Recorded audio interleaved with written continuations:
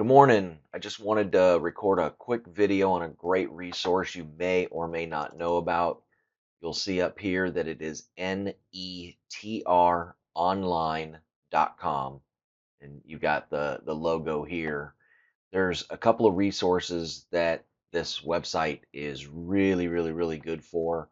One of them is environmental data. So if you're purchasing a property and you want to see what's in public record for a certain site, you just type in an area or an address. This is a site we looked at in Elizabethton recently. That will take you to a map, if you give it a second here, where you can drill down a little further if you happen to know exactly where the site is. And then it will pull reports for that area. And you can see here, if I drill down, I can really get where the site is located. Now, this site just happens to be, I can move my pin, just happens to be about right here. There's a bunch of vacant land right along the river in between a Walmart and a hospital. And we're looking at possibly purchasing this site. My point is that once you decide, what you want to pull a report on, you can do the national priorities list. You can see here, you can get the flood zone, so we know that the river does not overflow, or at least has not in the last 500 years. And this river is about 30 feet below the bank, so that makes sense. So you don't have to worry about any flood on this particular property. The national priorities list, which is produced or published by the EPA on different hazards that may be in the area. You can create a PDF report. Once you come here, just put in your name, your email address, hit generate report, and it will email the report to you. So I wanted to show you that, but more importantly, if you come over here to Public Records Online, you'll see we have the entire map of the United States to include Alaska and Hawaii. I live in Alabama, so I'm going to go to the great state of Alabama. And you can see all the counties in Alabama. You can click on any of these counties and go to the public record website. Now I'm going to go to Mobile because I live in Mobile County. And you'll see I got the Mobile Revenue Commission, the Mobile County Judge of Probate, and their GIS mapping. The Revenue Commission is where I can pull up property tax data. So if I want to verify the property taxes that are on a trailing 12-month P&L, or if I want to see what my new taxes are going to be when I purchase the property. I could also find out who the assessed owner is, what the assessments are, the assessed sizes of the different buildings, and all the different information from the Revenue Commission. If I want to go into the Mobile County Judge of Probate, I can look for deeds, mortgages, any encumbrances, liens, things like that. So I can do my own little pre-title search going through here. Now it says by subscription only. I have found through every county I've looked at so far, and I've probably looked about 30 or 40 counties, only one, Gregg County in Texas, did I have to pay for any of the documents that I pulled out from the Judge of Probate. Mobiles is all free, and then GIS. Now I like to enter GIS. This has got some really cool tools. Most counties have some form of GIS in their system, and most of them have the same tools. So I'm going to come over here where there's a bunch of apartment complexes in our Greenlawn and Hillcrest area.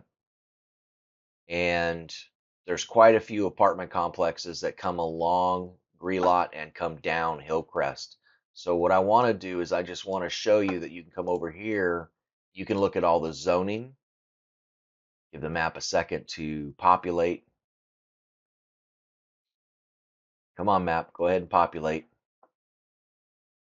Maybe I have to go in one more before. There we go. So I had to go in one more before it would populate. Now, if you want to know what these colors mean, you could come up here to the legend, scroll down, and you can see the zoning districts for Mobile, Alabama.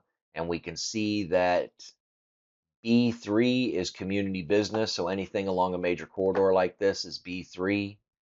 This light blue is B1, so that's like office buildings, businesses, things like that. Now, again, this is just Mobile, Alabama, but what I'm really looking at are these greens. If you look here, the green is R3 multifamily residential. So these are the areas where we're zoned for larger multifamily apartment complexes.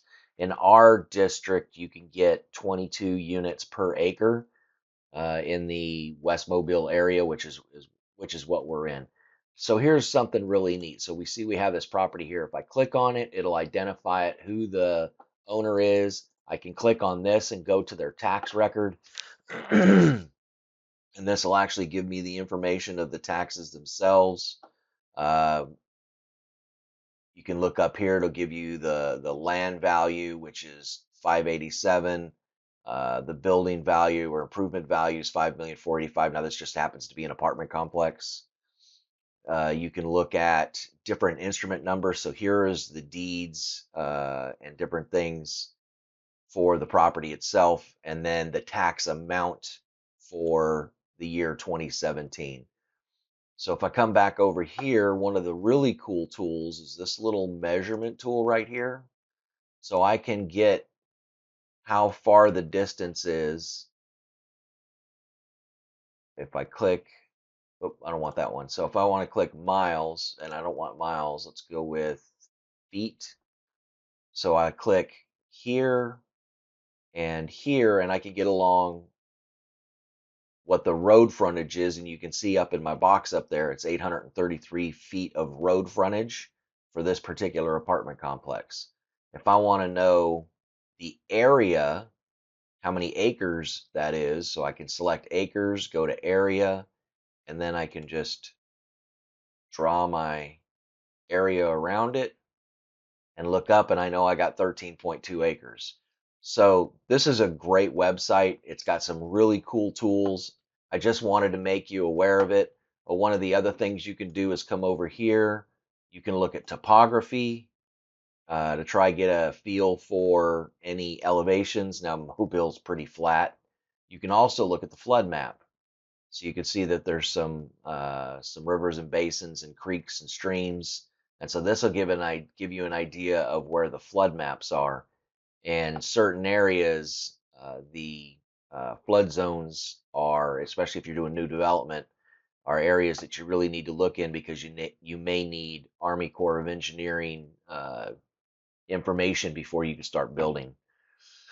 So anyway, just a real quick video just to kind of show you how I use this tool. Again, this is one of my favorite tools to use. I use it every day, and I hope you can get as much out of it as I did. Have a great day.